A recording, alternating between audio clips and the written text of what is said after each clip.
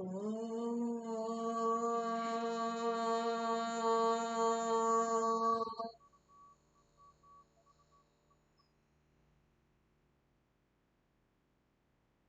ఆనందమయీ చైతన్యమయీ సత్యమయీ పరమే ఓం నమో భగవతే శ్రీ అరవిందాయ ఓం తత్సవితుర్వరం రూపం జ్యోతిః పరస్య ధీమహి యన్నః సత్యేన దీపయే సత్యేన దీపయే. అందరికీ నమస్కారం. అరగంట సేపు ధ్యానం చేసిన తర్వాత మాట్లాడాలంటే కొంచెం కష్టంగా ఉంటుంది. కాకపోతే ఈరోజు మన టాపిక్ కూడా అసలు యోగము ధ్యానంలోంచి మనము బయటికి ఎప్పుడు రావాలి, ఎంత టైం మనము ధ్యానం చేస్తే అది కరెక్ట్ మన పూర్ణ యోగ సాధనలో, ఇవన్నీ కూడా డిస్కస్ చేసుకోబోతున్నాము. అయితే ప్రేమచంద్రజీ గారు చెప్పినట్టుగా ఈరోజు మన టాపిక్ యోగా అండ్ మెడిటేషన్ అన్నది నేను చూస్ చేసుకున్నాను. ఎందుకంటే మొట్టమొదట మనం అసలు యోగం ఎందుకు చేస్తున్నాము, యోగ సాధన ఎలా చేయాలి. మనం అనుకుంటున్నాం ఎప్పటి నుంచో యోగం చేస్తున్నాం, మనం పూర్ణ యోగంలో ఉన్నాము, సాధన చేస్తున్నాము అనుకుంటున్నాం. అయితే ఎలా చేస్తున్నాం, మనం చేస్తున్నది పద్ధతి కరెక్టేనా, ఏ రకంగా చేస్తున్నాము, మనం మాత్రమే ఎందుకు చేస్తున్నాము. ఇప్పుడు చాలామంది ఉన్నారు కదా, బయట ఉన్న వాళ్ళంతా చాలామంది ఉన్నారు, వాళ్ళంతా ఇక్కడికి రావట్లేదు, మన యోగ సాధన అని అనుకోవట్లేదు, చేయట్లేదు. మనం మాత్రమే ఎందుకు దీని మీద బయట వ్యాపకాల కన్నా దీనికి ఎక్కువ ఇంపార్టెన్స్ ఇస్తున్నాం. ఇక్కడికి వచ్చి ఇది అటెండ్ కావాలి, ఇక్కడ ధ్యానం చేసుకోవాలి, ఈ యోగ సాధన ఇంట్లో అయినా కొని అటెండ్ కాకపోయినా ఇంట్లో అయినా ఇదే సాధన చేయాలి అని ఎందుకు అనుకుంటున్నాము. అంటే శ్రీ అరవిందులు అంటారు కదా, those who choose the infinite has been chosen by the infinite. భగవంతుని ఎన్నుకున్న వాళ్ళు అప్పటికే భగవంతుని చేత ఎన్నుకోబడి ఉంటారు. అంటే మరి ఇక్కడ ఎన్నుకున్న వాళ్ళు భగవంతుని చేత ఎన్నుకోబడి ఉంటారు అని అంటే మనుషులు కాదు, అంతరాత్మలు, సోల్స్. భగవంతుని ఎన్నుకున్న అంతరాత్మలు భగవంతుని చేత ఎన్నుకోబడి ఉంటాయి. మరి భగవంతుని చేత మన అంతరాత్మలు మాత్రమే ఎందుకు ఎన్నుకోబడాలి? అన్ని అంతరాత్మలు మరి ఒకే ఒక ఆత్మ పరమాత్మ నుంచి వచ్చాయి కదా. మరి మనల్ని మాత్రమే భగవంతుడు ఎందుకు ఎన్నుకున్నాడు అంటే, చైతన్యవంతమైన అంతరాత్మ, ఏ అంతరాత్మ అయితే తన లక్ష్యం గురించి చైతన్యం అవుతుందో ఆ అంతరాత్మలు వాళ్ళ లక్ష్యం తెలుసుకొని భగవంతుని చేత ఎన్నుకోబడిన అంతరాత్మలుగా చెప్పబడతారు. అయితే ఇది మనము సమయం మరి ఎంత టైం పడుతుంది, ఒకటి అనుకున్నాము యోగ సాధనలో, ఒక లక్ష్యం పెట్టుకున్నాం మనము, మదర్ కాన్షియస్నెస్తో మనం దగ్గర కావాలి, ఎప్పుడు ఆ కాన్షియస్నెస్లో జీవించాలి, లేకపోతే ఇంకేదో మనకేది ట్రాన్స్ఫర్మేషన్ ఏదైనా పెట్టుకోవచ్చు, మన ఆకాంక్ష ఏదైనా పెట్టుకుందాం. అయితే ఇది ఎప్పటికవుతుంది అని అంటే ఇది కూడా మన సాధన మీద ఆధారపడి, మన సాధనను బట్టి డెఫినెట్గా ఫలితం అయితే ఉంటుంది, మనం కొంచెం కొంచెం చేసుకుంటూ పోయినా. కానీ అది కొన్ని సంవత్సరాలు పడుతుందా, లేకపోతే కొన్ని జీవితాలు తీసుకుంటుందా అన్నది మనం ఎంత మటుకు దానికి ఇంపార్టెన్స్ ఇస్తున్నాము. అంటే మనకి జీవితంలో వేరే ఏది ముఖ్యం కాదు, ఇదే ముఖ్యము, దీని తర్వాతే వేరే బాధ్యతలు కూడా మనకు ఉంటాయి, కానీ అవన్నీ కూడా ఈ యోగ సాధన తర్వాతే అని అనుకున్నప్పుడు ఒక్కోసారి మనం ఈ జీవిత కాలంలోనే మనం అనుకున్న లక్ష్యం చేరొచ్చు, దాన్ని సాధించవచ్చు. అదే లేకుండా మనం ఏదో జస్ట్ టైం పాస్ కోసము ఇదేదో ఆక్యుపేషన్ అన్నట్టుగా మనకి ఏదో కొంచెం రోజులో కొంచెం టైం దీనికోసం పెడుతున్నాము అనుకున్నప్పుడు అది ఇంకా జీవితాలు ఎన్ని జన్మలు పట్టచ్చు. సో ఇదంతా కూడా మన మీద డిపెండ్ అయ్యి, మన సాధన మీద డిపెండ్ అయి ఉంటుంది. కానీ మనం తెలుసుకోవాల్సింది ఏమంటే, ప్రతి ఒక్కరికి ఒక బాధ్యత ఉంది, మనందరికీ బాధ్యత ఉంది. భూమి మీద మన జన్మకు ఒక పరమార్థం ఉంది, మనం సఫలం చేసుకోవాల్సిన గొప్ప లక్ష్యం ఉంది. ఇది ఎలా తెలుస్తుంది మనకంటే, మనం చైతన్యవంతం అవుతున్న కొద్దీ ఈ బాధ్యత ఏంటి అన్నది తెలిసి వస్తుంది.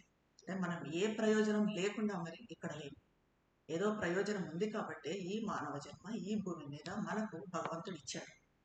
అంటే మనకు సావిత్రి మహాకావ్యంలో శ్రీ అరవిందులు బుక్ 7లో సావిత్రి యోగాలు అంటారు, remember why thou camest, find out thy soul, recover thy hid self, in silence seek God's meaning in thy depths, then mortal nature change the divine అంటారు. రిమెంబర్ వై దౌ కేమెస్ట్ అంటే నువ్వు ఇక్కడికి ఎందుకు వచ్చావో గుర్తు తెచ్చుకో, ఎందుకున్నావు ఇక్కడ గుర్తు తెచ్చుకో. ఫైండ్ అవుట్ దై సోల్, నీ అంతరాత్మను కనిపెట్టు. మన సైకిక్ బీయింగ్ని మనము కనిపెట్టగలగాలి.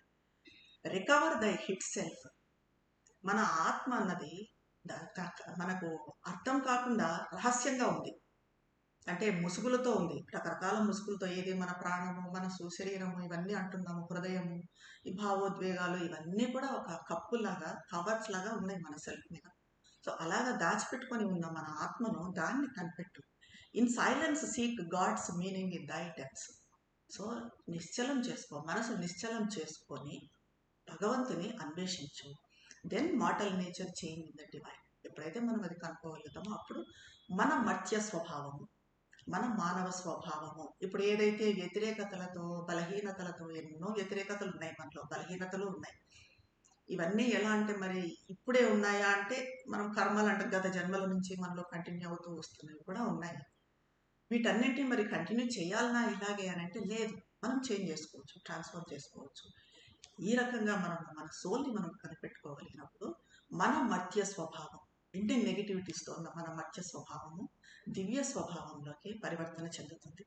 అంటే ఇందాక మనం చెప్పుకున్నట్టుగా మనం ముఖ్యంగా ఇందులో ఏమంటే ఇది తప్ప మనకి ఏది ముఖ్యం కాదు, మిగిలినవన్నీ అప్రాముఖ్యమైనవే అన్నది. అంటే జీవితంలో యోగం తర్వాతే ఏదైనా.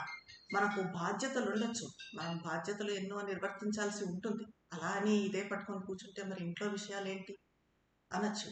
కానీ అవి ఉంటాయి, కానీ అవన్నీ ఎప్పుడు దీని తర్వాత అవి. ఒకసారి చూడండి, మనం ఎన్ని బాధ్యతలు ఉన్నా కూడా యోగము ముఖ్యం అనుకుంటూ మదర్కు అన్ని సమర్పించుకుంటూ ఉన్నప్పుడు అప్పుడు మనకు ఈజీ అవుతుంది అంతా.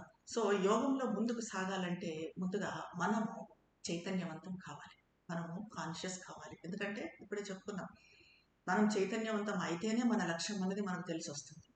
మన సోల్ని మనం కనిపెట్టగలగాలన్నా కూడా మనం చైతన్యవంతం కావాలి. ఎందుకంటే మనము చూడండి చాలా కొద్ది భాగంలో మాత్రమే చైతన్యంగా ఉంటాం. మీరు అనొచ్చు, మరి పొద్దున్న నుంచి రాత్రి వరకు మనం అన్ని పనులు చేసుకుంటున్నాం కదా, అది చైతన్యం కాదా అని. చేసుకుంటున్నాం, కానీ ఎలా చేసుకుంటున్నాము? హాఫ్ కాన్షియస్తో, అర్ధ చైతన్యంతో, లేకపోతే కొన్ని పనులు అచైతన్యంతో, మెకానికల్గా జరిగిపోతుంటాయి. ఇప్పుడు పొద్దున్న లేచిన దగ్గర నుంచి పడుకునే వరకు ఒకసారి మనల్ని మనం గమనించుకుంటే బ్రష్ చేసుకోవడం కానీ, ఆ తర్వాత స్నానాలు చేయడం కానీ, వంట చేసుకోవడము, లేకపోతే వేరే అదర్ థింగ్స్ పనులు చేసుకోవడము, ఇంట్లో పనులు, డ్రైవింగ్, ఇలా ఏదైనా కానివ్వండి, దాని మీద పూర్తి చైతన్యంతో చేస్తున్నామా అంటే లేదు. అవన్నీ మెకానికల్గా ఎందుకంటే మనకు అలవాటు అయినాయి కాబట్టి ఆ పనులన్నీ అలా జరిగిపోతూ ఉంటాయి. సో మనము ఈ రకంగా అర్ధ చైతన్యంతోనో అచైతన్యంతోనో ఇలా చేస్తూ ఉంటే ఏమవుతుందంటే మనలోకి అన్డివైన్ ఫోర్సెస్ అనేవి వస్తాయి. డివైన్ ఫోర్సెస్, అన్డివైన్ ఫోర్సెస్ ఉంటాయి, ఇది మనకందరికీ తెలిసింది. దైవశక్తులు అలాగే అదివ్య శక్తులు. ఎప్పుడు అదివ్య శక్తులు మనలోకి వస్తాయి అంటే ఎప్పుడైతే మనము చైతన్యంతో లేమో, పూర్తి చైతన్యంతో లేమో, అర్ధ చైతన్యంతోనో అచైతన్యంతోనో ఉన్నప్పుడు. ఇప్పుడు చూడండి, ఒక్కొక్కసారి మనకు తెలియకుండానే ఎంత ఇదిగా ఉన్న ఏదో పొరపాటుగా మాట అనేస్తాం, పొరపాటుగా పని చేసేస్తాం, ఇట్లా కిందకు తూలి పడ్డమో ఏదో జరుగుతుంది. ఎందుకు అవి జరుగుతాయి అంటే అప్పుడు మనం కాన్షియస్గా లేము, పూర్తి చైతన్యంతో లేము. పూర్తి చైతన్యంతో లేనప్పుడు ఈ అన్డివైన్ ఫోర్సెస్ మనలోకి ప్రవేశించి మనల్ని బానిసలుగా చేసుకుంటాయి, మనతో ఆ తప్పు చేయిస్తాయి. తప్పు మాట్లాడటమా, మనం కింద పడటమా, లేక ఇంకో దెబ్బ తగిలించుకోవడమా, సంథింగ్ ఏదైనా కానీ. ఇదంతా కూడా ఏంటంటే అన్డివైన్ ఫోర్సెస్. ఇది కూడా ఎలా అన్డివైన్ ఫోర్సెస్ చేస్తాయి అంటే, ఎప్పుడు చేస్తాయి అంటే మనం హాఫ్ కాన్షియస్తో ఉన్నాం. అందుకనే మదర్ శ్రీ అరవిందో కాన్షియస్గా ఉండటం అనేది ఎంత ఇంపార్టెంట్. దానికే ఫస్ట్ మనకు మన యోగం అంతా కూడా కాన్షియస్నెస్ అన్న దాని చుట్టే తిరుగుతుంది, అందుకే దానికి అంత ఇంపార్టెన్స్ ఇచ్చింది. ఇంకా అలాగే యోగంలో 2 మార్గాలు ఉన్నాయి. ఒకటి తపస్సు, రెండవది సమర్పణ, సరెండర్.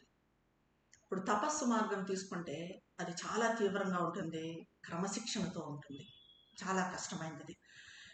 దీంట్లో ఈ తపస్సు మార్గంలో ఎలా అంటే మన మీద, మన శక్తి సామర్థ్యాల మీద మనం ఆధారపడాల్సి ఉంటుంది. అంటే మనం సాధన చేయడం ఎంత తీవ్రంగా చేస్తే, ఎంత తీవ్రంగా తపస్సు చేస్తే అంతగా మనం ఎదగడము, అభివృద్ధి చెందడము. అట్ ద సేమ్ టైమ్ ఈ తపస్సు మార్గంలో కిందకు పడిపోయే అవకాశాలు కూడా ఎక్కువ. దీనికి మన పురాణాల్లోనే చాలా ఉదాహరణలు ఉన్నాయి. ఒక విశ్వామిత్ర మహర్షిని తీసుకుంటే వశిష్ఠుల వారితో బ్రహ్మర్షి అనిపించుకోవాలని ఆయనతో పోటీ పెట్టుకొని ఎన్నిసార్లు తపస్సు చేస్తాడు, తీవ్రంగా తపస్సు చేసి శక్తి సంపాదించుకుంటాడు. మళ్ళీ ఒకసారి వశిష్ఠుల వారి కొడుకులను, కుమారులను అందరినీ సంహరిస్తాడు. ఆ రకంగా కిందకు పడిపోతాడు. మళ్ళీ వెళ్ళి మళ్ళీ తపస్సు చేస్తాడు. మళ్ళీ ఇంద్రుడు వచ్చేసి మేనకను పంపిస్తాడు. ఆమె ఆకర్షణలో పడతాడు. మళ్ళీ శక్తిని కోల్పోతాడు. తిరిగి మళ్ళీ వెళ్తాడు. మళ్ళీ తపస్సు చేస్తాడు. మళ్ళీ త్రిశంకు స్వర్గం, తన అహంకారాన్ని తృప్తి కోసం త్రిశంకు స్వర్గాన్ని క్రియేట్ చేస్తాడు. మళ్ళీ శక్తిని కోల్పోతాడు. కానీ విశ్వామిత్రుల వారు చాలా గొప్ప వ్యక్తి. అంత పట్టుదల అన్నిసార్లు చేయగలిగారు. గాయత్రి మంత్రాన్ని కూడా ఆయన తీసుకొని వచ్చారు. మనకు అంత గొప్పతనం లేదు, అంత శక్తి లేదు, అంత డిటర్మినేషన్ మనకు లేదు. కాబట్టి ఈ తపస్సు మార్గం అనేది కొంచెం కష్టమైంది. తొందరగా మనము కిందకు పడిపోయే ప్రమాదం ఉంది. కానీ మనకు సురక్షితమైన మార్గము బదులు శ్రీ అరవిందో ఇచ్చారు. అది ఏంటంటే సమర్పణ, సరెండరింగ్. సరెండరింగ్ అన్నది ఎంత సులభం అంటే సులభము, అట్ ద సేమ్ టైం కష్టం. సులభం ఎలా అంటే మన బాధ్యతలన్నీ కూడా అమ్మకు అప్పకి చెప్పేసేయచ్చు. అమ్మ నువ్వే చూసుకోవాలి అని. మరి ఊరికే మనము మన బాధ్యతలన్నీ అమ్మకు అప్పగించేసి గమ్మున చేతులు ముడుచుకొని కూర్చుంటే మదర్ చేస్తుందా అంటే ఎప్పుడు మదర్ చేస్తుంది? మన అహంకారాన్ని పూర్తిగా మదర్కి సమర్పించుకున్నప్పుడు. మన అహంకారాన్ని పూర్తిగా సమర్పించుకోవడం అంటే అది చాలా కష్టమైంది. ఎందుకంటే ఎక్కడో ఏ మూలనో మనం ఎంత లేదనుకున్నా కూడా మన అహంకారం అన్నది ఇట్లా పైకి వస్తూనే ఉంటుంది. సో ఎప్పుడైతే మనం మన అహంకారాన్ని పూర్తిగా అమ్మ పాదాల వద్ద సమర్పించుకుంటామో అప్పుడు మనం యోగం కూడా మనం చేయాల్సిన అవసరం లేదు. అమ్మనే మనలోకి దిగి వచ్చి మన యోగం కూడా మదరే చేస్తుంది. కాబట్టి ఈ సమర్పణ మార్గం అన్నది మనకి చాలా సురక్షితమైనది. దీనికన్నా కూడా ఏది తపస్సు మార్గం కన్నా కూడా సమర్పణ మంచిది. అందుకే మనకు సావిత్రి మహాకావ్యంలో కూడా అశ్వపతి మహారాజు ఫస్ట్ బుక్ 3rd క్యాంటో నుంచి సెకండ్ బుక్ 15 క్యాంటోస్ వరకు అశ్వపతి మహారాజు చేసే ప్రయాణం ఉంటుంది. ఎన్ని లోకాలకు, ఊర్ధ్వ లోకాలకు, నిమ్న లోకాలకు, ఈ ప్రపంచాలన్నింటిలోకి ప్రయాణం చేస్తాడు. ప్రయాణం చేసి దివ్యమాతను కనుక్కుంటాడు, దివ్యమాతను సాక్షాత్కరింప చేసుకుంటాడు, తనకు కావాల్సింది సాధించుకుంటాడు. మరి ఎలా సాధించగలిగాడు అంటే ఆ vast surrender was his only strength అంటారు శ్రీ అరవింద్. ఒక విస్తారమైన సమర్పణ. ఆయనకున్న ఒకే ఒక బలం ఏంటి అంటే ఒక విస్తారమైన సమర్పణ. సో ఇలాంటి సమర్పణను మరి అంత సులభంగా అంటున్నారు సమర్పణ అని మనం ఎలా చేయాలి అంటే మనం మొదట అది ప్రాక్టికల్గా పొద్దున్న లేవగానే ఒకసారి మదర్ని తలుచుకోవటం, ఆ తర్వాత మళ్ళీ బ్రష్ చేసుకుంటున్నప్పుడు ముందు ఒకసారి తలుచుకోవటం, బ్రేక్ఫాస్ట్ చేస్తున్నాము దానికి ముందు ఒకసారి తలుచుకోవటము, ఆ తర్వాత ఒకసారి కృతజ్ఞతలు చెప్పుకోవడము, ఏదైనా బయటికి వెళ్తున్నాము, ఇలా చిన్న చిన్నగా మనం మామూలుగా మెకానికల్గా చేస్తూ వచ్చినాక అది మనలో ఇన్వైబ్ అయిపోతుంది. అది ఒక ఇదిగా మనలోనే ఒక భాగంగా మారుతుంది. ఇప్పుడు చేసే ముందు మనం ప్రార్థన చేసుకున్నాము, ప్రార్థన చేసుకొని మొదలు పెట్టాము. దీని తర్వాత మళ్ళీ ఒకసారి కృతజ్ఞతలు చెప్పుకోవటం, ఇంత బాగా ప్రోగ్రాం జరిగినందుకు, మేము చెప్పగలిగినందుకు, మీరు వినగలిగినందుకు. సో ఈ రకంగా మనం కంటిన్యూస్గా చేసుకుంటూ పోయే కొద్దీ మనలో ఈ సమర్పణ అన్నది పెరుగుతుంది. ఈ సమర్పణ అన్నది మనకు చాలా సులభమైన మార్గం. ఒక్కసారి సమర్పణను గట్టిగా పట్టుకున్నాము అంటే సమర్పణ చాలా సులభమైనది. కాకపోతే దీంట్లో కూడా నిజాయితీ ఉండాలి.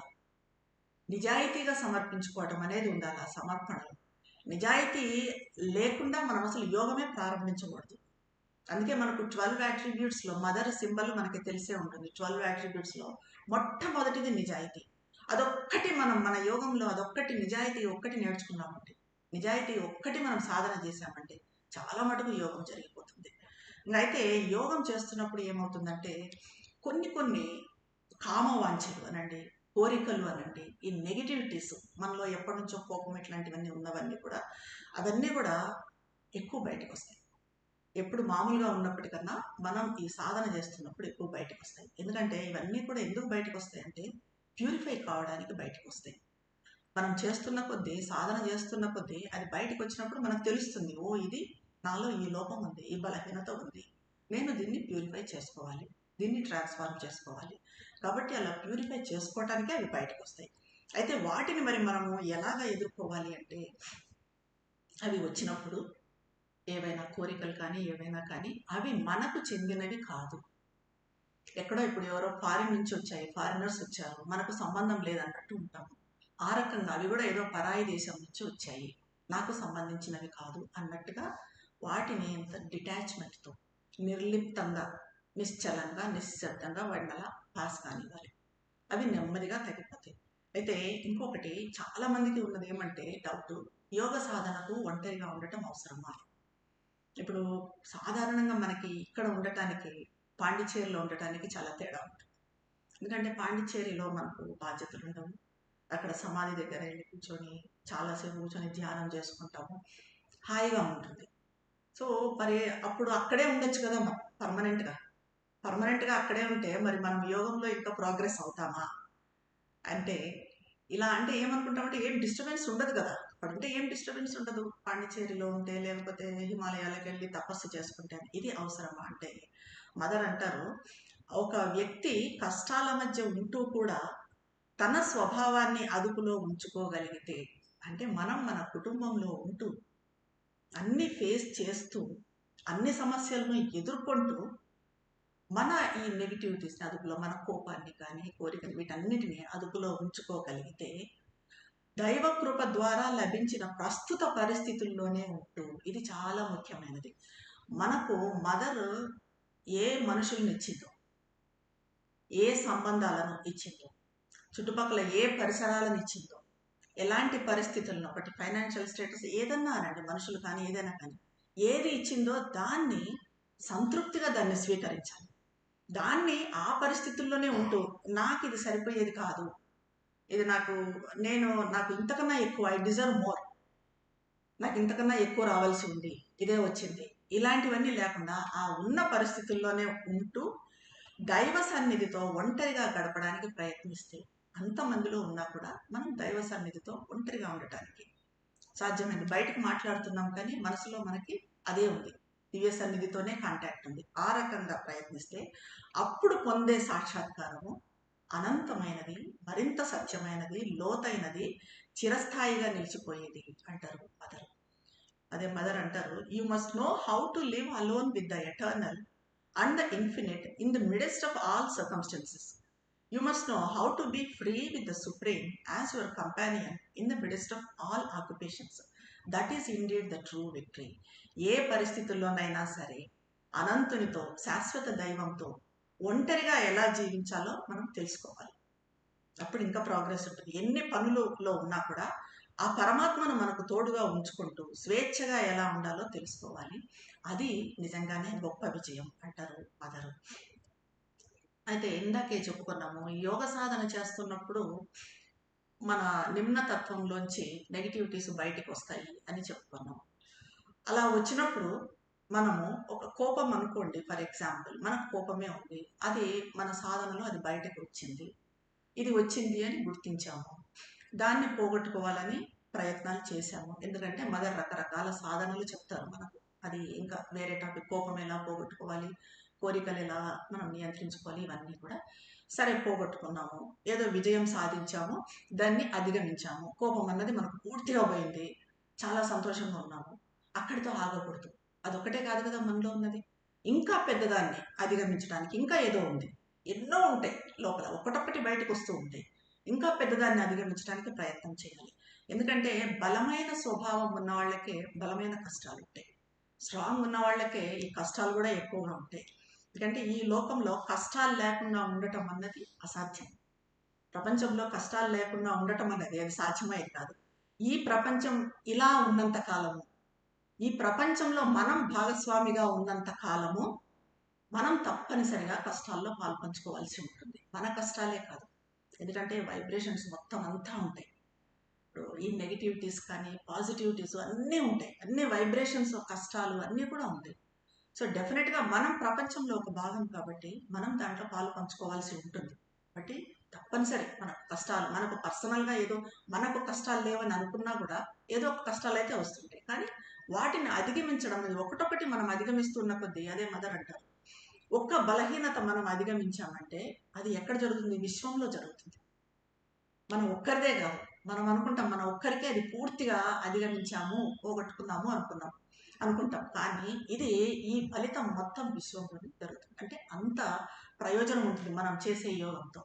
సో ఇదంతా కూడా ఎలా అంటే కేవలం నిరంతర ప్రయత్నం అంతే.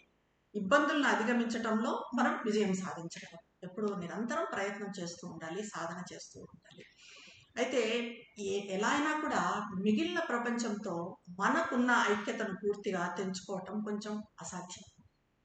ఎందుకంటే కొంత స్థాయి, ఈ ప్రపంచం కూడా కొంత స్థాయి పరిపూర్ణతను చేరుకోనంత వరకు ఇది పూర్తి పరిపూర్ణత అన్నది అసాధ్యమే అనిపిస్తుంది. కానీ మన పట్టుదలతో మన సాధన మాత్రం కొనసాగించాలి. ఇంకొక విషయం ఏమంటే మనం ఎప్పుడు నియమాలను, రూల్స్ని పెట్టుకోకూడదు, ఏర్పరచుకోకూడదు. ఇది ఇలా ఉండాలి, అది అలా ఉండాలి. ఎప్పటికప్పుడు మనం గ్రహించగలిగే అత్యున్నత సత్యాన్ని వర్తింపచేయాలి. ఎప్పటికప్పుడు ఇప్పుడు ఈ రోజు ఒక సత్యం ఉందంటే ఒక 2-3 రోజుల తర్వాత ఇంకొక సత్యం మనకు అత్యున్నత సత్యం అనిపించవచ్చు. ఇప్పుడు 3 years బ్యాక్ ఒకటి సత్యం అనుకున్నాము, ఇప్పుడు చూస్తే అది కాదు, అది అసంపూర్ణ సత్యం, అపూర్ణ సత్యం. ఇంకా పూర్ణ సత్యం ఇంకేదో ఉంది అనుకుంటాం. ఈరోజు ఒకటి పూర్ణ సత్యం అనుకుంటాం, అది ఇంకొక 5 years తర్వాత అప్పుడు అది అనుకున్నాను కదా, అది పూర్ణ సత్యం కాదు, అది అసంపూర్ణ సత్యం, ఇప్పుడు ఇది సత్యం అనిపిస్తుంది అనుకుంటాం. సో మనం ఎప్పుడు కూడా ఏది మన కళ్ళ ముందు అప్పటికి ఏది అత్యున్నత సత్యమో దాన్నే మనము దాని ప్రకారమే నడవగలగాలి. అలా ప్రతి క్షణంలోనూ, ప్రతి కదలికలోనూ మనము గ్రహించగలిగే అత్యున్నత సత్యాన్ని మాత్రమే వ్యక్తపరచడానికి ప్రయత్నించాలి. ఏదైతే సత్యమో దాన్ని ఎంత జాగ్రత్తగా ఉండాలి చూడండి. మన ప్రతి కదలికలో ఎప్పటికప్పుడు ఏది సత్యమో దాన్ని, మనకేది సత్యం అనిపించిందో, మేబీ అది ఆ తర్వాత అసంపూర్ణం కావచ్చు, కానీ అప్పటికి నీకు అత్యున్నతం అనిపించింది, దాన్ని వ్యక్తపరచగలగాలి. సో యోగంలో ప్రతి దానిలాగే పురోగతి కోసం చేసే ప్రయత్నం, ప్రోగ్రెస్ కోసం మనం ప్రయత్నం చేస్తున్నాము, ధ్యానం చేస్తున్నాము, పుస్తకాలు చదువుతున్నాము, ఇప్పుడు అనుకుంటున్నట్టుగా మన నెగిటివిటీస్ని పోగొట్టుకోవాలని ప్రయత్నాలు చేస్తున్నాము. ఆ ప్రయత్నం మరి తీవ్రంగా చేసి తీవ్రంగా నిరాశపడి ఇవన్నీ ఉండకూడదు. ఎలా చేయాలి? ఆ ప్రయత్నం కూడా ప్రేమతో చేయాలి. పురోగతి చెందాలి అని, ప్రోగ్రెస్ కావాలి అని తపన ఉండాలి, కానీ అది ఫలితంతో సంబంధం లేకుండా ఉండాలి. నేను ఇన్ని సంవత్సరాల నుంచి యోగం చేస్తున్నాను, నాలో ఇంకా పరివర్తన రాలేదు అని డిసప్పాయింట్ కాకూడదు. ఎందుకంటే మన చైతన్యంలో మార్పు అనేది మదర్ ఒక ఎగ్జాంపుల్ చెప్తారు. పైకి కనిపించదు అది. ఇప్పుడు గుడ్డులో కోడిపిల్ల ఉంటుంది, అది అది ఒక ఫుల్ ఇదయ్యే వరకు, ఫామ్ అయ్యే వరకు అది బయటికి రాదు. మనం గుడ్డు లోపల జరిగేది తెలుస్తుందా? తెలియదు. అది మొత్తం ఫామ్ అయిన తర్వాత ఆ కోడిపిల్ల టక్కున అది గుడ్డు బయలుపోతుంది, బయటకు వస్తుంది. ఎప్పటి నుంచో జరుగుతుంది ఆ ప్రాసెస్, 10 days నుంచి ఆ ప్రాసెస్ జరుగుతూ ఉంటుంది. సో అలాగా మనలో కూడా ఈ చైతన్యం, మనం ఈ సాధన అంతా చేస్తూ ఉంటే మన చైతన్యం అనేది డెఫినెట్గా పెరుగుతూ ఉంటుంది. అది ఒక్కసారిగా మనకు బయటకు వచ్చి ఏదో మనము అంటే ఆదర్శంగా అయిపోయి ఒకసారిగా అన్నిటినీ అధిగమించి ఆ రకంగా అనేది జరగదు. అలాంటి మిరకిల్స్ అన్నీ జరగవు. కాబట్టి మనము ఎప్పటికీ ఫలితంని దృష్టిలో పెట్టుకోకూడదు. నాకు 1 సంవత్సరంలో ఫలితం కావాలి, 5 సంవత్సరాల్లో ఫలితం కావాలి, 10 సంవత్సరాల నుంచి నేను యోగం చేస్తున్నాను, ఇంతవరకు నాకు ఫలితం లేదు, ఇలాంటివన్నీ అలా ఫలితం మీద అస్సలు పెట్టుకోకూడదు. చేసే ప్రతి పనిని, మనం చేసే ప్రతి సాధనను ఆనందంతో చేయాలి, ప్రేమతో చేయాలి, సంతోషంగా చేయాలి. ఫలితాన్ని మనకు భగవద్గీతలో శ్రీకృష్ణ పరమాత్మ చెప్పినట్టుగా ఫలితాన్ని వదిలేయాలి. ఫలితం గురించి ఆలోచించకూడదు. ఫలితం గురించి ఆలోచించకుండా మనం చేస్తున్న సాధన మనం కొనసాగించాలి. ఎందుకంటే జీవితంలో ఎప్పుడు అన్ని విషయాల్లో కూడా ఫలితం అనేది మనకు సంబంధించింది కాదు. ఫలితం అన్ని విషయాల్లో ఫలితం వస్తుందా అంటే రాదు. మనం కర్మ చేయడం వరకే మన బాధ్యత. మనం సరైన దృక్పథాన్ని కలిగి ఉండాలంటే మనం చేయాల్సిన పని అది. అప్పుడు ఆ క్షణంలో మనం ఆ పని చేయాలి. కాబట్టి సహజంగానే ఆ పని చేయాలి, పూర్తి చైతన్యంతో చేయాలి, సాధ్యమైనంత పరిపూర్ణంగా చేయాలి, ఆనందంగా చేయాలి, ప్రేమగా చేయాలి. ఇవన్నీ గుర్తుపెట్టుకుంటూ చేసుకుంటూ పోవాలి. ఎందుకంటే ఫలితం ఏమిటో నిర్ణయించే స్థితిలో మనం లేము.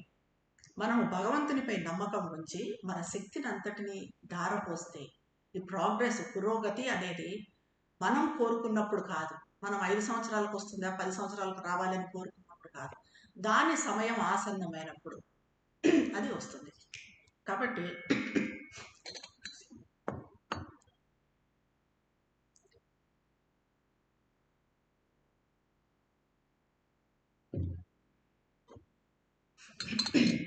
మనం ప్రోగ్రెస్ గురించి ఎక్కువ ఆరాటపడకూడదు. ఎక్కువగా కావాలి, అది కావాలి, ఇది కావాలని మనం శాంతంగా, ఎంత నిశ్చలంగా, సంతోషంగా చేసుకుంటూ పోతామో మనకు తెలియకుండానే మనం ప్రోగ్రెస్ అవుతూ ఉంటాం. ఇప్పుడు మనము ప్రయాణం మొదలు పెట్టాము యోగ మార్గంలో. దారి ఎలా ఉంది? చాలా పొడవుగా ఉంది, దీర్ఘంగా ఉంది. మనకు గమ్యం కనిపిస్తుందా? కనిపించడం లేదు. కానీ మనం ప్రయాణం చేయాలి. దారిలో ఎన్నో విషయాలు జరుగుతాయి. మనం ఏదో ఒక విషయాన్ని అధిగమించాము ఒకదాన్ని అని అనుకుంటాం. కానీ దాన్ని అధిగమించిన, ఇందాక కోపం గురించే చెప్పాను, అది పూర్తిగా జయించబడి అప్పటికి అయిపోయి ఉంటుందేమో, మళ్ళీ ఎప్పుడో అది తలెత్తుతుంది. అప్పుడు దాన్ని ఏంటి, అయ్యో మళ్ళీ నేను ఇది రాలేదు అనుకున్నాను, ఇది మళ్ళీ ఇప్పుడు వచ్చింది, ఇదేంటిది నాలో పోలేదే ఇది అనేసి డిసప్పాయింట్ కావడము, లేకపోతే డిప్రెషన్లో కుంగిపోవటము, నిరాశపడటం, ఇదేది ఉండకూడదు. ఎలా అంటే మనము దాన్ని ఎదుర్కొనేటప్పుడు కూడా హాస్య చతురతతో అంటారు మదర్, అంటే హాస్యంగా డీల్ చేయాలి. ఆ కోపం మనలో వచ్చింది, ఎంతో కాలం దాన్ని అదిమి పెట్టాము, అధిగమించాము అనుకున్నాం, అది ఎప్పుడో బయటకు వచ్చింది. అప్పుడు అరే నేను ఇంత చేసినా కూడా సాధించలేకపోయాను అని కాకుండా దాన్ని హాస్యంగా, మళ్ళీ వచ్చావా నువ్వు, నీ పని పడతాను నేను అని నవ్వుకుంటూ దాంతో అన్నట్టుగా దాన్ని డీల్ చేయాలి. అంతే తప్ప ఎప్పుడు వైటల్తో మనం సప్రెస్ చేయడము, ఈ వైటల్కు సంబంధించినవి ఇవన్నీ, కోపము, కోరికలు, ఇవన్నీ కూడా సప్రెస్ చేయడము, మనం తీవ్రంగా చేయడము చేస్తే అది ఎప్పుడో ఒకసారి ఇంకా తీవ్రం అవుతుంది. దాన్ని ఎలా డీల్ చేయాలి? ప్రేమగా డీల్ చేయాలి, నవ్వుకుంటూ డీల్ చేయాలి. అప్పుడే మనకు ఆ ప్రోగ్రెస్ అన్నది ఎక్కువగా ఉంటుంది. అలాగే అప్రమత్తంగా ఉండాలి, ఎప్పటికప్పుడు అప్రమత్తంగా ఉండడం కూడా నేర్చుకోవాలి.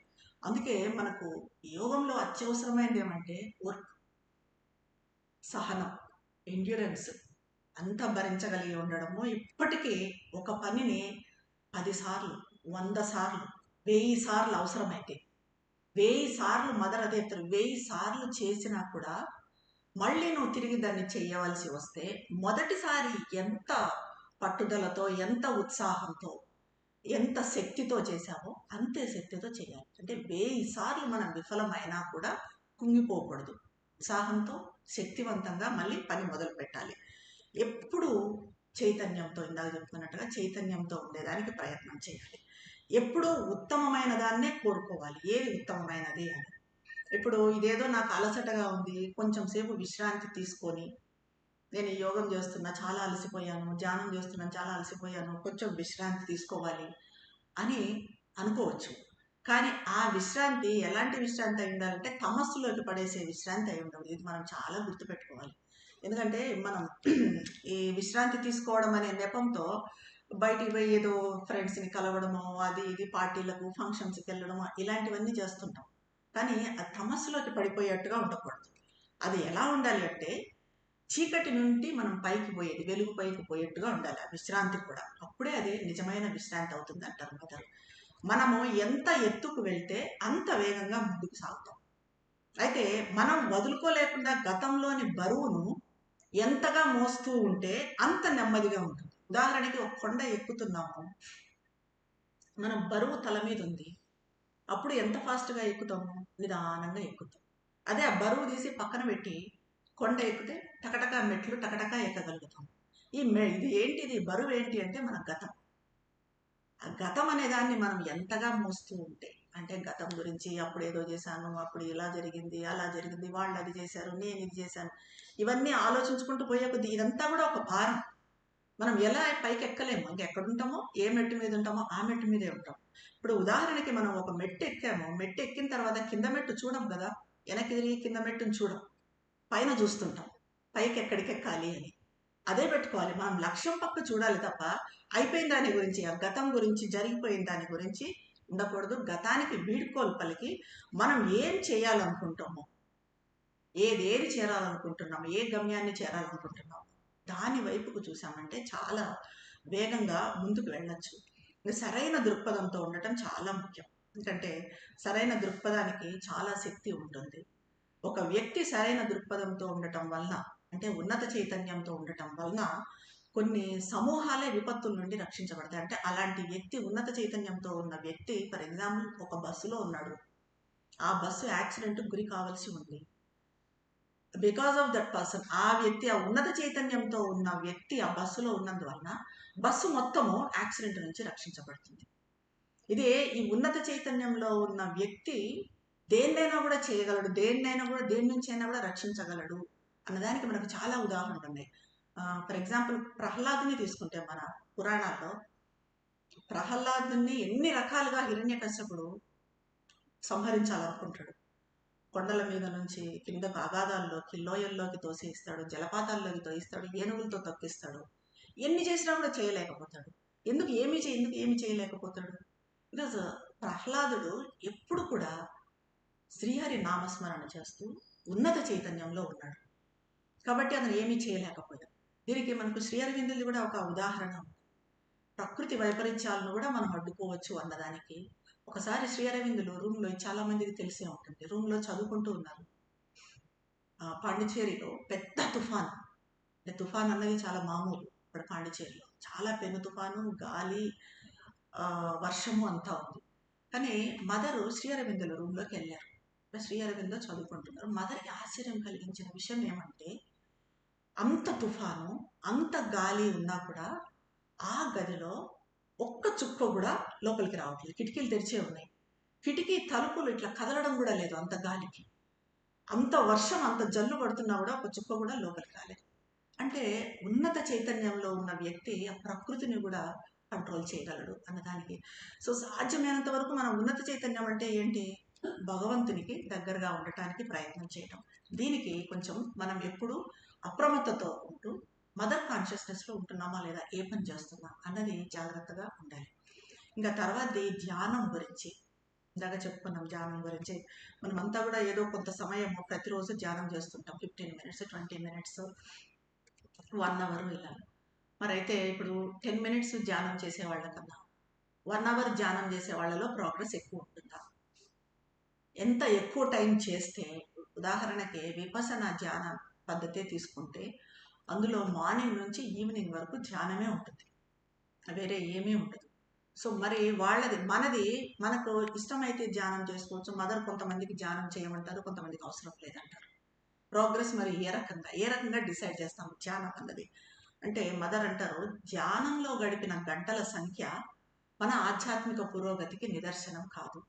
ధ్యానంలో మనం ఎన్ని గంటలు గడిపామో అన్నది ముఖ్యం కాదు. మనం ధ్యానం చేయటానికి ఇకపై ప్రయత్నం చేయాల్సిన అవసరమే లేనప్పుడు, అంటే ఇంకా ఆటోమేటిక్గా మనకి ధ్యానం అనేది మనలోకి ఒక భాగం అయిపోవాలి. అప్పుడు ధ్యానాన్ని ఆపడానికి ప్రయత్నం చేయాల్సి ఉంటుంది. మనం ధ్యానంలోకి వెళ్ళినాక ఇంకా ఆపాలంటే మనకు కష్టం అవుతుంది. ఆ రకంగా ఉండాలి. దైవం గురించి ఆలోచించటానికి మానేయడం కష్టం అనిపిస్తుంది. దైవం గురించి ఆలోచించకుండా నేను ఉండలేను, మదర్ గురించి ఆలోచించకుండా నేను ఏ పని చెయ్యలేను. అది అలా ఉన్నప్పుడు అది కరెక్ట్ అయిన ధ్యానం. అప్పుడే మనం నిజమైన పురోగతి సాధించినట్టు. ఇప్పుడు దైవంపై ఏకాగ్రత అనేది మన జీవిత అవసరంగా, భగవంతుని మీద, మదర్ మీద ఏకాగ్రత అనేదే నాకు కావాలి, అదే నా జీవిత అవసరము అన్నప్పుడు ఉదయం నుంచి రాత్రి వరకు అది కంటిన్యూస్గా కొనసాగుతూ ఉన్నప్పుడు అప్పుడు మనం నిజంగా ప్రోగ్రెస్ అవుతున్నాము, పురోగతి చెందుతున్నాము అని అర్థం. సో ధ్యానం కోసం కూర్చున్నా, మనం బయట పనులు చేసుకుంటున్నా, ఇంట్లో పనులు చేసుకుంటూ ఉన్నా, ఏం చేస్తున్నా, నలుగురితో మాట్లాడుతున్నా, మనలో ఎప్పుడు ఉండాల్సింది ఏమంటే మదర్ కాన్షియస్నెస్లో ఉన్నామా లేదా. నిరంతరం చేసుకోవచ్చు, అది ప్రయత్నం చేస్తే కష్టం కాదు. అవతల వాళ్ళ ఇన్ఫ్లుయెన్స్లో పడకుండా ఇది చాలా కష్టం, కానీ నెమ్మదిగా సాధన చేసే కొద్దీ మనం దాన్ని సాధించగలం. అయితే కొందరికి మదర్ అంటారు, కొందరికి ధ్యానం అవసరం, కొందరికి మదర్ అసలు ధ్యానం చేయాల్సిన అవసరమే లేదు అనేవాళ్ళు. కొంతమందికి ధ్యానం ఇచ్చేవాళ్ళు. అంటే అంత మాత్రాన వాళ్ళు పురోగతి చెందడం లేదు, ప్రోగ్రెస్ చెందడం లేదు అని కాదు. వాళ్ళు కూడా ఒక క్రమశిక్షణను పాటిస్తారు. అది ఎలా అంటే భక్తి సమర్పణ భావంతో కర్మను నిర్వర్తించడం. అంటే ఇప్పుడు సమాధి దగ్గర చూడండి, పాండిచేరిలో కానీ ఇక్కడ కానీ పూలు ఎంత శ్రద్ధగా, ఎంత అందంగా అమరుస్తారు, అది ధ్యానమే. అలాగే ఏదైనా రాస్తారు, కొంతమంది రాసేటప్పుడు పూర్తిగా దాంట్లో ఉంటారు, అది కూడా ధ్యానమే. ఏదైనా పని చేస్తున్నప్పుడు పూర్తిగా దానిలో ఉంటూ చేసినప్పుడు, ఒక సంగీతం, అది కూడా ధ్యానమే, పూర్తిగా దానిలో ఉన్నప్పుడు. సో ఈ రకంగా చేసేదాన్ని పూర్తిగా భగవంతుని సన్నిధిలో ఉంటున్నట్టుగా చేసినప్పుడు అది ధ్యానం అవుతుంది. కేవలం ధ్యానంలోనే కాకుండా అన్ని పరిస్థితుల్లో, అంటే ఆ ధ్యాన సమయంలో మాత్రమే కాకుండా అన్ని పరిస్థితుల్లో ఫైనల్గా మనం అంటే క్రియాశీల జీవితం అంతటా కూడా దైవంతో నిరంతరం అనుసంధానంలో ఉండగలగాలి. మనం ఇక్కడికి వచ్చి ఒక అరగంట సేపు ధ్యానం చేసినప్పుడు మాత్రమే మదర్తో అనుసంధానంలో ఉండటం కాదు, ఏ పని చేస్తున్నా కూడా దైవంతో అనుసంధానంతో మదర్తో అనుసంధానంలో ఉండగలగాలి. ఇంకా ఎందుకంటే కొందరు ధ్యానంలో కూర్చున్నప్పుడు చాలా బాగుందని ఆనందంగా ఉందని భావిస్తారు. మనం చూస్తుంటాం చాలామంది ధ్యానంలో కూర్చొని బాగా ప్రశాంతంగా ఉంటారు. ఒకవేళ వాళ్ళు ఏదైనా డిస్టర్బ్ అయ్యారంటే వెంటనే కోపంగా అరుస్తారు బయటికి లేచి వచ్చి. సో అది ఎందుకు అవుతుంది అంటే మదర్ అంటారు ధ్యానం చేస్తున్నప్పుడు కేవలం మనసు మాత్రం, అది ఒక మానసిక ప్రక్రియ. ధ్యానం అన్నది మనసు మాత్రమే పరివర్తన చెందుతుంది. నీకు ఆలోచనలు కొంచెము తగ్గచ్చు, ఆలోచనలను నువ్వు కంట్రోల్ చేయగలగచ్చు, కానీ మన ప్రాణము శరీరాల్లో ఎలాంటి పరివర్తన ఉండదు. ఆ ప్రాణము శరీరాలు అన్నవి అలా ఆ రకంగా సప్రెస్ చేయబడి ఉంటాయి. ధ్యానం చేస్తున్నంతసేపు శరీరము కదిలించము, ప్రాణంలో ఈ కోరికలు ఇవన్నీ కూడా అవేమి బయటికి రానివ్వకుండా సప్రెస్ చేసి పెడతాం. సో అవి ఎలాగో మరి పరివర్తన చెందడం, ఒట్టి ధ్యానంతో అది కాదు కదా. కాబట్టి మనం 24 గంటలు ధ్యానంలో కూర్చుంటే పూర్తి ప్రోగ్రెస్ అవుతుంది అన్నది లేదు. అది ఇవి కూడా మనకు ప్రోగ్రెస్ కాగలిగాయి. అసలు మెడిటేషన్ అంటే శ్రీ అరవిందో అంటారు, meditation is when the inner mind is looking at things to get the right knowledge. అంటే నిజమైన జ్ఞానాన్ని పొందటానికి మన ఆంతరిక మనసు విషయాల వంక చూడటం. అంటే ఇప్పుడు బాహ్యంలో కనిపించేది కాకుండా మనం బయట వ్యక్తులు ఏదో మాట్లాడుతున్నారు, మనం వాళ్ళతో మాట్లాడుతున్నాము, వాళ్ళు ఏదో అన్నందుకు మనం మిస్అండర్స్టాండ్ చేసుకున్నాం, కానీ అక్కడ వేరేది ఉండొచ్చు. వాళ్ళని అండర్స్టాండ్ చేసుకోవాల్సిన అవసరం లేకుండా వాళ్ళు అలా మాట్లాడటానికి ఏదో పరిస్థితి వాళ్ళకు ఉండొచ్చు. మనకు అది ఎప్పుడు తెలుస్తుంది మరి? ఊరికే బాహ్యం నుంచి చూస్తే అర్థం కాదు. ఇన్నర్ మైండ్, మన ఆంతరిక మనసు నుంచి చూస్తే అప్పుడు మనకు కరెక్ట్ సత్యము, కరెక్ట్ జ్ఞానం అన్నది వస్తుంది. అది కరెక్ట్ ధ్యానం, అది ధ్యానం చేసినట్టు అంటారు. ఎందుకంటే ఈ ఆధ్యాత్మిక జీవితానికి సంకేతం అంటే చాలా మటుకు ఏమనుకుంటారు, ధ్యాన సామర్థ్యం, ధ్యానం చేసే సామర్థ్యము అనే అనుకుంటారు. అంటే ధ్యానం ఇప్పుడు చాలా మంది చూస్తూ ఉంటాం, ఎంత గంటలు గంటల తరబడి ధ్యానంలో కూర్చుంటారు. వాళ్ళని చూసి వాళ్ళు ఎలా కూర్చుంటారు, వాళ్ళు మనకన్నా చాలా గొప్ప అనుకుంటాం, మనము అనుకుంటాము. వాళ్ళు కూడా అలా చేసేవాళ్ళు కూడా మేము శ్రేష్టమైన వాళ్ళము, మేము ఇంతసేపు ధ్యానం చేస్తున్నాం కాబట్టి మేము చాలా గొప్పవాళ్ళము అనుకుంటారు. కానీ అది కరెక్ట్ కాదు అంటారు మదర్. అది కాదు కరెక్ట్. మనమంతా కూడా మన అస్తిత్వం మొత్తము పరివర్తన చెందాలి. అది చెందుతుందా లేదా, మన చైతన్యం ఉన్నతం అవుతుందా లేదా, ఇవన్నీ కూడా లెక్కలోకి వస్తాయి. సో ధ్యానాలు కూడా రకరకాల ధ్యానాలు ఉన్నాయని చెప్తారు. ఇప్పుడు ఒక ఆలోచన తీసుకొని దాని ద్వారా ఒక ఫలితాన్ని చేరటానికి ప్రయత్నించవచ్చు. ఇప్పుడు ఒక ఆలోచనను, మనకి ఏదైనా సమస్య వచ్చింది, దానికి పరిష్కారం కోసం ఆలోచిస్తాం. అప్పుడు ఈ రకంగా ఆలోచించి అది కూడా ధ్యానం. ఆలోచించడం ద్వారా ఒక్క స్టెప్ చైతన్యం అనేది ఉన్నతం అవుతుంది. దాని గురించి ఎక్కువగా ఆలోచించి, ఇది మనకు సావిత్రిలో బుక్ 7లో ద బుక్ ఆఫ్ యోగాలో సావిత్రి, ఇప్పుడు సత్యవంతుడు మరణించబోతున్నాడు, మృత్యువును సావిత్రి ఎదుర్కోవాలి, ఏ రకంగా ఎదుర్కోవాలి అని ఆ ఫస్ట్ క్యాంటోలో కూర్చొని ఆలోచిస్తుంది. సత్యవంతుడు నిద్రపోతున్నాడు, సావిత్రి ఆలోచిస్తుంది ఎలా చేయాలి. అలా చేసినప్పుడు ఒక్కసారిగా ఆమె ఇంకొక హయ్యర్ కాన్షియస్నెస్లోకి, ఉన్నత చైతన్యంలోకి జంప్ అవుతుంది. అప్పుడు యోగ సాధన మొదలు పెడుతుంది. సో ఇది కూడా ధ్యానమే. మనం అలా ఒక సమస్య పరిష్కారం కోసం ఒక ఆలోచనను తీసుకొని అదే పనిగా దాన్ని ఆలోచించినప్పుడు చాలా మటుకు మనకు కూడా చిన్న చిన్న విషయాల్లో జరుగుతూ ఉంటుంది. ఒకటే ఆలోచన చేయంగా మనకు పరిష్కారం టక్కున దొరుకుతుంది. ఓ ఇది కరెక్ట్ అనిపిస్తుంది. సో అంటే మనం పరిష్కారాన్ని కనిపెట్టగలిగినాం, కొంచెం ఉన్నతం చేయగలిగినాం మన చైతన్యం. అలాగే ఇంకొకటి ఏమంటే, ఒక బిందువుపై ఏకాగ్రత వహించినప్పుడు సాధారణంగా ఏమి జరుగుతుందో అది జరుగుతుంది. అంటే ఒక బిందువుపై మన ఏకాగ్రత మొత్తాన్ని సమీకరిస్తే ఆ నిర్దిష్ట క్షణంలో ఒక బిందువుని పెట్టుకుని దాని మీద ఏకాగ్రతను పెట్టామంటే కంటిన్యూస్గా, అప్పుడు కూడా మనము ఇంకొక చైతన్యంలోకి, ఉన్నత చైతన్యంలోకి ప్రవేశించడం జరుగుతుంది. ఒక ఆలోచన మీద అని ఇప్పుడు చెప్పుకున్నాం. అలాగే ఇంకా ఆకాంక్ష అన్నది, ఈ ధ్యానము ఆకాంక్ష. ధ్యానంలో మనం మరి ఆకాంక్షించాలా లేదా? ధ్యానం అంటే మనం మామూలుగా మన ఆలోచనలు గమనించడమా, ఆలోచనలు లేకుండా తిరస్కరించటమా, పాజిటివ్ ఆలోచనల మీద ధ్యానం చేయటమా, ఇవి లేదా మన ఆకాంక్ష మీద రకరకాలుగా చేయొచ్చు ధ్యానం అన్నది. ఇది ఎలా అంటే ఒక్కొక్కసారి అంటే ఇప్పుడు మన బాడీ ట్రాన్స్ఫర్మేషన్ కోసము ధ్యానం చేయొచ్చు, అది కూడా ఆకాంక్షించవచ్చు. మదర్ కాన్షియస్నెస్లో నేను ఎప్పుడూ ఉండాలి అని అది కూడా ఆకాంక్షించవచ్చు. మనకు మన గోల్ ఏంటి, మదర్ సంకల్పము, మన సంకల్పం కావాలి. అమ్మా let thy will be done, let me be thy instrument, నేను నీ ఇన్స్ట్రుమెంట్ కావాలి, నీ సాధనం కావాలి, ఇలా ఆకాంక్షించవచ్చు. అంటే మదర్ సాధనం కావాలి నేను. ఎందుకు మదరు శ్రీ అరవిందులు తలపెట్టిన ఆ మహత్కార్యము ఎంత గొప్పది, రూపాంతరీకరణ, భూ రూపాంతరీకరణ. మన ఒక్కరి రూపాంతరీకరణ కాదు, భూ రూపాంతరీకరణ. అంటే భూమి మీద ఇన్ని నెగిటివిటీస్ ఇన్ని చూస్తున్నాం మనము, ఇవన్నీ కూడా రూపాంతరం చెందాలి, ఈ భూమి స్వర్గం కావాలి. సో ఇది చిన్న కార్యం కాదు. సో ఇంతటి మహత్కార్యం వాళ్ళు చేపట్టినప్పుడు మనం కనీసం ఉడతా సాయం అన్నా చేయాలి, ఉడతా భక్తిగా అన్నా మనం చేయగలిగినంత చేయాలి. సో అది చేయాలంటే మనం ఏం చేయాలి, మనం ఏం చేయగలం, మనం ఏం చేయలేము, మన శక్తి చాలదు. ఓన్లీ థింగ్ ఇస్ మదర్కి మనల్ని సమర్పించుకోవటము, మదర్ చేతుల్లో మనం ఇన్స్ట్రుమెంట్ కావాలని ఆకాంక్షించడం, ఈ రకంగా కూడా ఆకాంక్షించవచ్చు. అయితే ఇలా ఆకాంక్షించినప్పుడు మనలోని సామర్థ్యాలు పీక్ టు ద పీక్. అంటే మనకు రైటింగ్స్ ఉందనుకోండి, ఆ రాసే దాంట్లో హైయెస్ట్ అత్యున్నత సామర్థ్యం కనపరుస్తాం. అదే డ్రాయింగ్ ఉంది, డ్రాయింగ్ చేస్తున్నాము, కొంతమంది ఎంత అద్భుతంగా చేస్తారు. అలాగే ఏకాగ్రత పెట్టి ఆకాంక్షించినప్పుడు దానికి కూడా హైయెస్ట్. వంట చేసేటప్పుడు కూడా ఆ వంటలో కూడా హైయెస్ట్ టాలెంట్ అన్నది, వంటలో కూడా ఆ నైపుణ్యము, ఆ సామర్థ్యం అన్నది బయటపడుతుంది. ఈ రకంగా టు ద పీక్ హైయెస్ట్ మనము సాక్షాత్కరిస్తాయి. ఈ అవకాశాలు వ్యక్తిని బట్టి మారతాయి. కానీ మనము ఇలా ఆకాంక్షించినప్పుడు ఎలా అంటే నిశ్శబ్దంగా ఉండటం కోసం పడే తాపత్రయం, నిశ్శబ్దంగా ఉండాలి, నా మనసు నిశ్శబ్దం కావటం లేదు, నిశ్శబ్దంగా ఉండాలి అనే తాపత్రయం కానీ, సమాధానాల కోసం వెతకటం కానీ, ఒక సమస్య వచ్చింది దాని సమాధానం కోసం అదా ఇదా అని వెతకకుండా అమ్మకు సమర్పించుకోవటం, ఆ జవాబు వస్తుందేమో అని వేచి చూడటము, ఇవన్నీ కూడా ఆవిరిలాగా మాయమవుతుంది. ఎలా అంటే ఆకాంక్ష జ్వాలలో అవి పడిపోతాయి, మనకు ఆటోమేటిక్గా జరిగిపోతుంది, మనకు కావాల్సిన పరిష్కారం వచ్చేస్తుంది, కావాల్సిన సమాధానం వచ్చేస్తుంది, మనము తాపత్రయపడకుండా ఉంటే.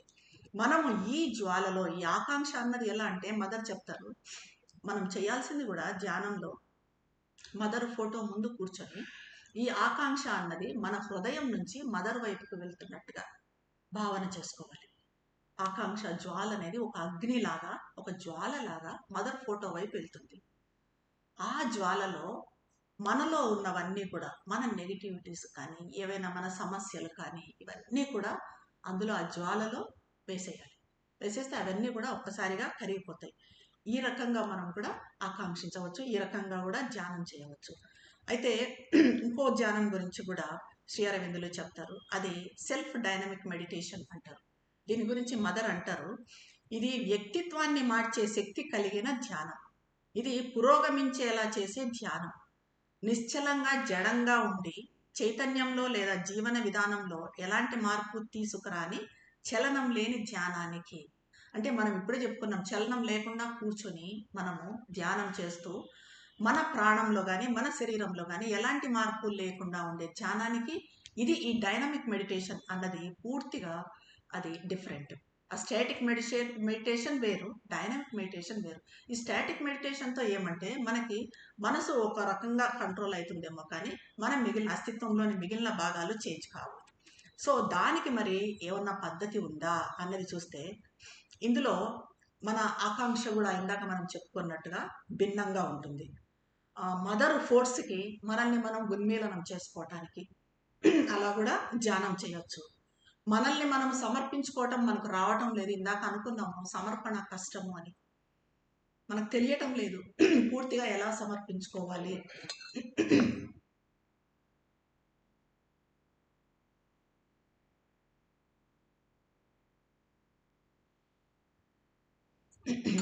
అది కూడా మనం ఆకాంక్షించవచ్చు.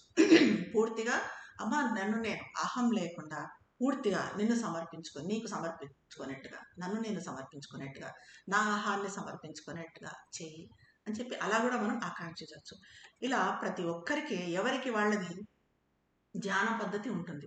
కానీ ధ్యానం అనేది చైతన్యవంతంగా ఉండాలని కోరుకుంటే పురోగతి సాధించాలి అనే ఆకాంక్ష తప్పనిసరిగా ఉండాలి. మనం అదే పురోగతి సాధించాలి అని కూడా ఆకాంక్షించవచ్చు. నేను ప్రోగ్రెస్ కావాలి అమ్మా, ఎక్కడుంటే అక్కడ ఉన్నాను, ఇంకొంచెం ప్రోగ్రెస్ కావాలి అని ఆకాంక్షించాలి. మళ్ళీ ఆకాంక్ష కూడా ఎలాగా, తపన లేకుండా, ఆరాటం లేకుండా, తొందర లేకుండా ఆకాంక్షించాలి. ప్రశాంతంగా ఆకాంక్షించాలి. ఎలా అంటే ప్రార్థన కూడా ఆకాంక్షతో సమానంగా ఉంటుంది. ప్రార్థన అన్నది కూడా చాలా అద్భుతంగా పనిచేస్తుంది. ఈ ప్రార్థనకి అయితే బలమైన ప్రేరణ ఉండాలి. అది హృదయం నుంచి వచ్చే ప్రార్థన ఉండాలి. ఏదో మనం ఇప్పుడు బయటికి మాటలతో ఇప్పుడు ప్రార్థన చేస్తూ ఉంటారు, సహస్రనామాలు చదువుతారు, మనసు ఏదో ఆలోచిస్తుంటుంది, బయటికి ఏదో చదువుతూ ఉంటారు. అలా కాదు. ప్రార్థన అనేది మన హృదయం నుంచి బయటికి రావాలి. అదే శ్రీ అరవిందులు సావిత్రిలో అంటారు కదా, అ prayer, a master act, a king idea can link man's strength to a transcendent force, then miracle is made a common rule. A prayer, a master act. ఒక ప్రార్థన, ఒక గొప్ప ఆలోచన, ఆ కింగ్ ఐడియా, ఒక గొప్ప భావన కెన్ లింక్ మ్యాన్స్ స్ట్రెంగ్త్, మన బలాన్ని ఆ సర్వాతిశయుని శక్తికి అనుసంధానం చేస్తుంది.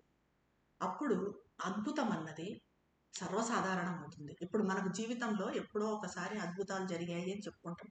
వాళ్ళ జీవితాల్లో అద్భుతాలు జరిగాయి, వాళ్ళ పిల్లలకి ఎలా వచ్చాయి, వాళ్ళ పరిస్థితి ఎలా ఉంది, అలా అద్భుతం జరిగింది అనుకుంటాం. ఎప్పుడు ఈ అద్భుతాలు మనకి రోజు జరుగుతాయి అంటే ఎప్పుడైతే మన ప్రార్థన ఆ రకంగా మన హృదయం నుంచి పూర్తిగా మనం మళ్ళీ నటించడం అనేది ఉండకూడదు. ఇది ఇప్పుడు ధ్యానం చేసినప్పుడు కూడా చూడండి, మనకి 15 దానికి పరిమితి ఉంటుంది. 15 నిమిషాలు మాత్రమే మనం ధ్యానం చేయగలిగితే 15 నిమిషాలే చేయి. 5 నిమిషాలు చేయగలిగితే 5 నిమిషాలే చేయి. అరగంట చేయగలిగితే అరగంట చేయి. వెంటనే లేయాలి. అంతే తప్ప మనం ఏదో టైం పెట్టుకున్నామని చెప్పి ఆ చేసే శక్తి లేకున్నా కూడా వేరేదేదో అనుకుంటూ గంటల తరబడి కూర్చున్నామంటే అది నటించడం అవుతుంది, కపటత్వం అవుతుంది. అలాంటి కపటత్వం అన్నది మనకు ప్రోగ్రెస్కి పెద్ద అడ్డంకి. అలాగే ఈ ప్రార్థన కూడా, ప్రార్థన అన్నది మన హృదయం నుంచి రావాలి. ఎప్పుడైతే అది మన హృదయం నుంచి రావటం లేదు, మెకానికల్గా వస్తుంది, మనం ప్రార్థన చేస్తున్నప్పుడు ఏదో నలుగురితో నారాయణ అన్నట్టు చెప్పేస్తున్నాము అని అంటే వెంటనే దాన్ని ఆపేయాలి.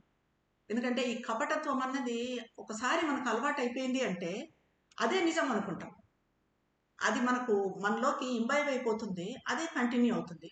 కాబట్టి మనం ధ్యానం చేసిన, ఆకాంక్ష చేసిన, ప్రార్థన చేసిన అందులో సిన్సియారిటీ, నిజాయితీ గుర్తుపెట్టుకోవాల్సింది. మనం కరెక్ట్గా చేస్తున్నామా లేదా, అది చెయ్యట్లేదు, పక్కకు వచ్చాము, ఓకే, వెంటనే కాన్షియస్ కావాలి, లేచి వచ్చేయాలి. ఏమది కంటిన్యూస్గా కూర్చోవాల్సిన అవసరం లేదు, దాంట్లో ఒక నియమం లేదు. మదర్ కానీ శ్రీ అరవిందో కానీ మనకి ఇన్ని గంటలు ధ్యానం చేయాలి, ఈ రకంగా కూర్చొని ధ్యానం చేయాలి, ఇవన్నీ మన పూర్ణయోగంలోనే లేవు ఇవన్నీ కూడా. ఎందుకంటే ఒక్కొక్కరికి ఒక్కొక్క వ్యక్తిత్వం ఉంటుంది, ఒక్కొక్కరికి తగినట్టుగా ఒక్కొక్క పద్ధతి ఉంటుంది.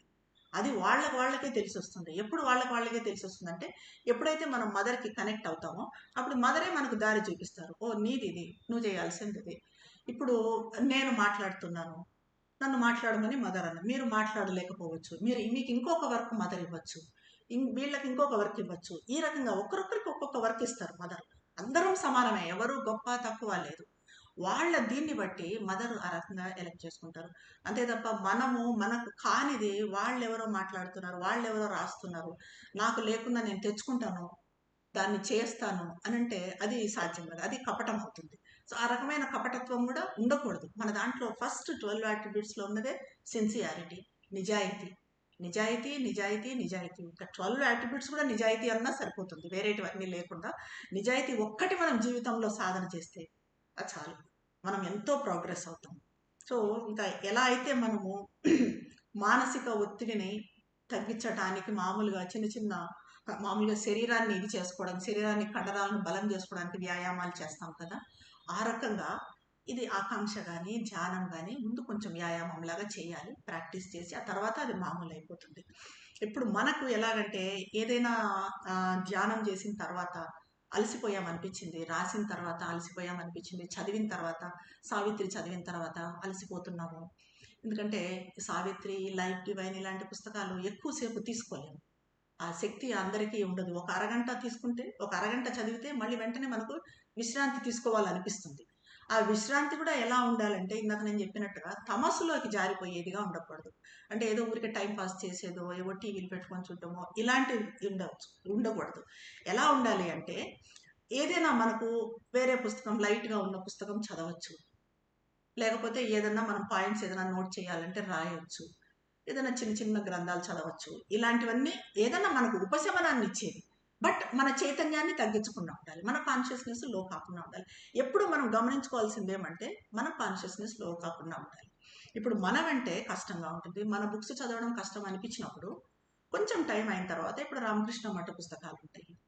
అవి తీసుకొని చదవచ్చు. అది మంచిది. అట్లాంటివి కొంచెము పురాణాల గురించి భాగవతం కానీ భారతం కానీ అది తీసుకొని కొంచెం సేపు చదవచ్చు.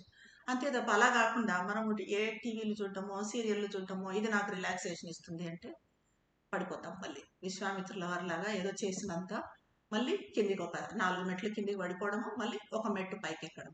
ఇదే జీవితం అంతా అవుతుంది అనమాట. ఒక మెట్టు పైకి ఎక్కితే మళ్ళీ 2-3 మెట్లు కిందికి పడిపోవడం. కాబట్టి ఎప్పుడు అప్రమత్తంగా ఉండాలి. ఫైనల్గా యోగం అంటేనే భగవంతునితో సంయోగం. ఇది మనకు తెలిసిందే. అంటే మనం ఏ బుక్స్ చదివినా, ధ్యానం చేసినా, ఆకాంక్ష ఇచ్చినా, ఏ పనులు చేసినా కూడా నిరంతరము మదర్తో అనుబంధంలో ఉన్నామా లేదా, మదర్ కాన్షియస్నెస్లో ఉన్నామా లేదా. దీనికి మనకు రకరకాలు ఉన్నాయి. మదర్ కాన్షియస్నెస్తో దగ్గరగా ఉండటానికి జపం చెప్పుకోవచ్చు. ఆనందమయి, చైతన్యమయి, సత్యమయి, పరమే, ఓం నమో భగవతే అని చెప్పుకోవచ్చు. ఇంకా లేదంటే సమర్పించుకోవడం అని ఇందాక చెప్పుకున్నాం, సమర్పణ మార్గం, ప్రార్థన అని, పుస్తకాలు చదవడం కానీ, మదర్ ఫోటో వంక చూస్తూ ఉండటం కానీ, ఇలాంటివన్నీ ఏవైనా ఏ రకంగా అయినా కానీ మనం భగవంతునితో సంయోగంలో ఉంటే మనం యోగం చేస్తున్నట్టు. లేకపోతే మనం ఏదో యోగం చేస్తున్నాం, రోజంతా యోగం చేస్తున్నాము, మేము యోగ సాధకులము అని బయట చెప్పుకుంటే మాత్రం అది పొరపాటే. ఎందుకంటే నిరంతరము మనం ఉండలేకపోతే, నిరంతరము ఉన్నప్పుడే మనము యోగ సాధన చేస్తున్నట్టు, పూర్ణ యోగ సాధనకు అర్హులమైనట్టు. కాబట్టి దీనికి మనము అర్హులం కావటానికి ప్రయత్నం చేయాలి. ఇటువంటి జ్ఞానాన్ని ప్రసాదించినందుకు శ్రీమాతకు దివ్యజనని శతకోటి వందనాలు సమర్పించుకుంటున్నాను.